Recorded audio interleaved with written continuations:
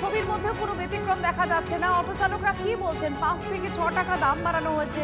সরকারের তরফ থেকে এরকম কোনো নির্দেশ দেওয়া হয়নি যে দাম বাড়াতে হবে তেলের বা জ্বালানির। কি বলছেন তারা? পাম্প মালিকরা কি বলছেন?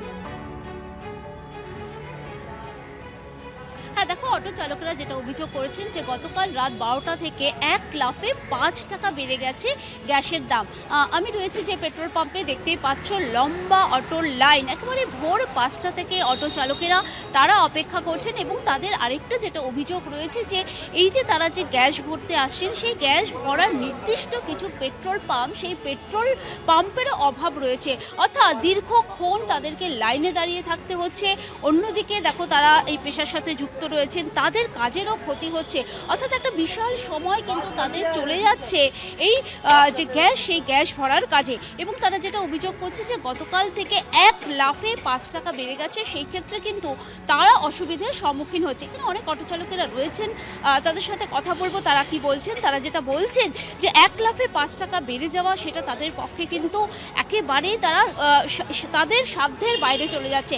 অর্থাৎ তারা কিভাবে তারা এটা মেনটেন করবে, তারা ভাড়া বাড়াতে পারছেন না। আমি একটু কথা বলবো যারা এখানে রয়েছেন, দেখতেই পাচ্ছ ভোরবেলা থেকে তারা রয়েছেন।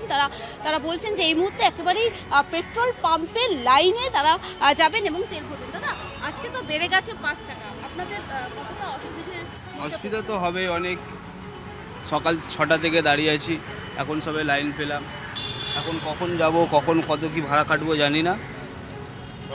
আবার ফের 5 এক টাকা লাফে বেড়ে 5 যাচ্ছে। টাকা বেড়ে যাচ্ছে? হ্যাঁ, তো অনেক কিছুই হয়েছে। মানুষের কাছ থেকে 1 টাকা বেশি চাইলে অনেক কিছুই বলে যে কেন ভাড়া বাড়লো। তারা তো আর এসে দেখতে যায় না যে 5 টাকা বেড়ে গেছে। তাদেরকে অনেক কিছুই কৈফিয়ত দিতে হয়। এক লাফে 5 টাকা বেড়ে গেল গতকাল রাত 12টা। বলবো আর এখানে বিষয় আপনারাই বলুন। 5 টাকা এরকম বেড়ে গেলে গায়ে লাগে না? যে প্যাসেঞ্জারের থেকে তো আমরা বেশি নিতে পারবো না।